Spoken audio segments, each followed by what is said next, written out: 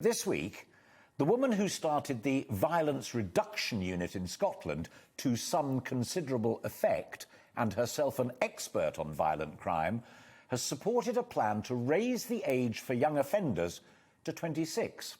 Karen McCluskey says, evidence that the brain doesn't fully mature until the mid-20s, upping the age of criminal responsibility would allow time for young offenders to change their behaviour before we write them off. At present, young offenders institutions accept criminals up to the age of 21, while children's hearings deal with those up to the age of 18. So, are they just no-good yobs who need tough sanctions as soon as possible, or might we catch them early and turn them round? As I said, I am keenly aware of the fact that it divides opinion sharply. So, today I'm going to be talking to a barrister and former Tory MP, friend of mine, Jerry Hayes, and a former young offender who has turned himself round and is helping turn others round. Let me know your thoughts. I have my crash helmet under the desk. You can send those thoughts to me at GBViews at GBNews. So, let's talk now to a man who's been through the young offender system and has come out the other side. Adz Khan was found guilty of murder at the age of 18 under joint enterprise, as he was present during a murder that was committed by one of his friends. He spent 7 years inside after being released early for good behaviour. He's now a personal trainer who owns his own gym and supports celebrities on their fitness regime. And there he is in all his glory. Adz, a very good afternoon to you. First of all, this is going to annoy a lot of folk out there. They're going to fundamentally disagree and they're going to say, no good, done wrong, deserves it all. Take me back to the moment that you were sentenced to 9 years in prison. What did that sound like to your young ears? I mean, basically, well, thank you for having me on, firstly. And it was shocking to the system, to say the very least. Being sentenced not just to 9 years in prison, but that was the minimum recommendation. I was sentenced to life imprisonment. So what that basically means is that you don't have a release date. You don't know when you are going to be released. And it was a shock to the system. But one thing I do remember is that when I was the day we got sentenced and found guilty and sentenced on the same day. And one thing I do remember is making that phone call when I got back to the prison to my mother, and in a heartbeat, it was the best advice I've ever had. My mother said, "You're still young. You're 16 at the time. You're 16 years old. You've got your entire life ahead of you." She said, "You will have wasted your life and wasted your time if you walk out with nothing." So she says, don't imagine that you're in prison. Imagine that you're in university and you're there to study and turn your life around. When you turned up, did you have any idea, and you know what I'm getting at because I know what you tell young folk about now, did you then have any idea of what lay ahead of you? No, I don't think anybody did have any idea what was going to happen. It wasn't a planned, and I think the judge said himself, he said that you two have the intention, you two have the mitigation factor of no intent. There are no aggravated features in your case. So nobody had any intent. Even up to this day, I still can't tell you what the victim looked like. I still don't know what the victim looked like, even up to this day. So nobody had any intentions, but it was an offence that went horribly wrong, and it was one single blow, and unfortunately it cost somebody's life.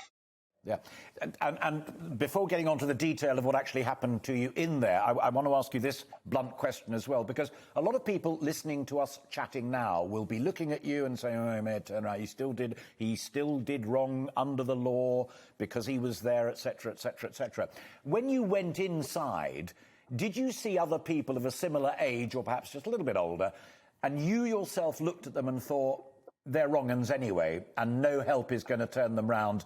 They are born to a life of crime. Did you come across people like that? Oh, 100%. I mean, you know, I wasn't surrounded by prisoners that were there for, I don't know, nicking a pack of sweets, let's just say. You know, they were hardened criminals. We're talking straight up killers, some of them who have left a life of crime. And for some, you know, they won't change. But I mean, I firmly believe that you've got to believe that you want to change yourself. You know, you need to be proactive in that and take the steps that are there to actually benefit you and actually drive you and change you and make you into a better person and give you better opportunities in life. Yeah. Okay, it takes two to tango. It's got to be mum's advice that you bought into. It's also got to be the young offenders prison system that does the right thing rather like that amazing TV programme that was on recently with Sean Bean, Time, where it was horrendous. What support was offered to you, and was there a genuine willingness that you sensed from the governor, from the Screws, the whole lot of them, to say, OK, we're going to grab this kid, we're going to turn him round, and he's not going to become a full-time life criminal? So initially, I mean, the ironic thing is, I mean, I didn't used to go to school sports days because I was awful at sports. So for me to turn around and become a high qualified personal trainer and be at the top of my game currently is, well, you wouldn't have thought it'd happen. But for me, it was, I went to Aylesbury Prison and it was Chris Goddard there. I'm still in contact with him now. He's actually currently retired. But and he's the one who actually told me about the whole the fitness industry and the exercise, and he's the one who actually took me through the courses. Initially, I was a little bit like, I don't really want to do these courses because, well, I walked out of school with no GCSEs apart from one, which was the C in drama. So I didn't have any sort of like qualifications. I didn't have anything. And in prison, I gained 37 certificates and qualification and 7 diplomas, all in the fitness industry. And yeah, there is help and support there, but there's not enough help and support.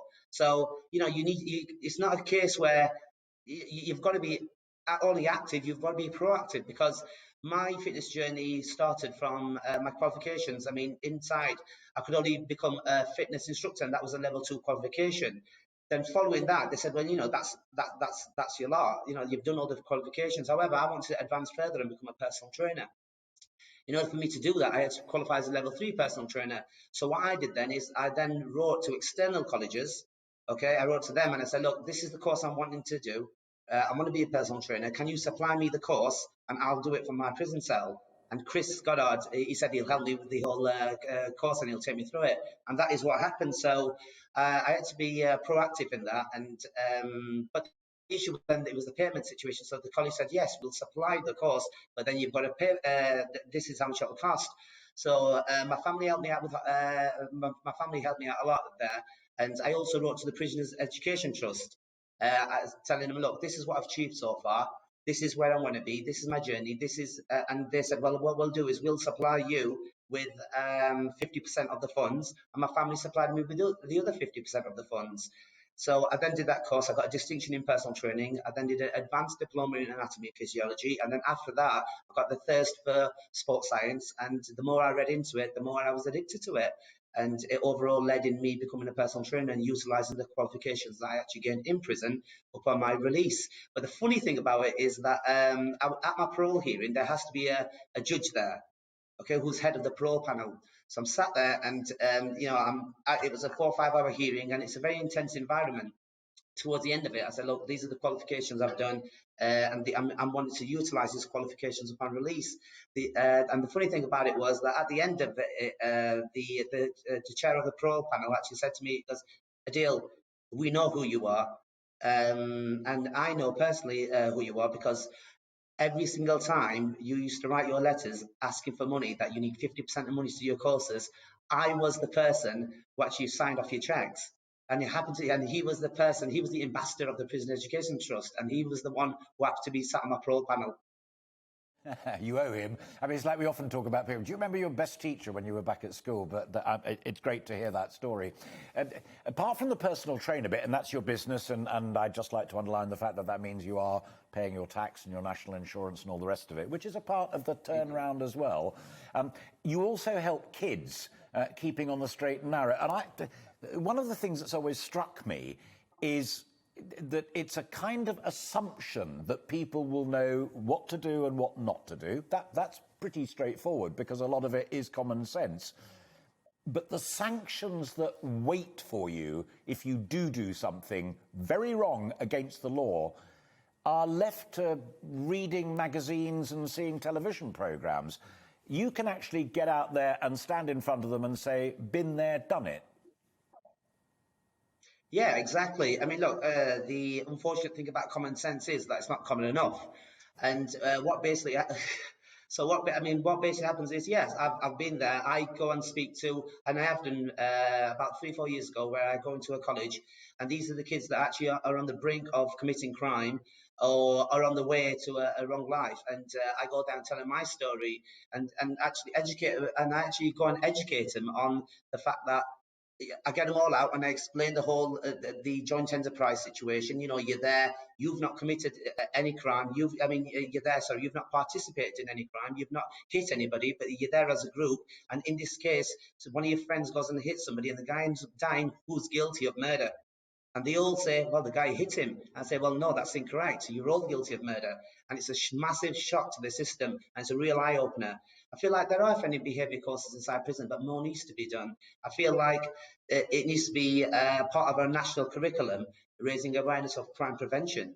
I think, I hate to quote Tony Blair, but he was right. Education, education, education. Yeah. The final point, we're also looking at the age of criminal responsibility, and there is, as you've made crystal clear, a huge distinction between going into a youth custody, youth offender establishment, where they do try harder, not all perfectly, but they do try harder on the educational, straight and narrow, give you a future so you don't come back approach to adult prisons. But 26, I'm torn on that. I mean, when you think back to tragic cases like the Jamie Bulger case, then that kind of youth, you can understand that there are huge, ghastly complications. But for most people at the age of 18, 20, they know the difference between right and wrong, or they jolly well should do. Is 26 a bit high? In my opinion, I don't think 26 is a bit high, because the frontal cortex of the actual brain that's responsible for peer pressure and your impulsive behaviour hasn't fully developed yet. And that's, I mean, look, what come out in the Times, the article that come out in the Times saying that the part of the brain isn't developed, so therefore, more help you need to be in the Young Offenders Institute for a bit longer to understand the qualifications. I mean, look, we haven't discovered electricity all of a sudden. It's basic anatomy and physiology. So personally, what I think is that more help needs to happen for young offenders, and more help and support needs to be given. But also, initially, it needs to start in schools, it needs to start in colleges, it needs to be a part of a national curriculum.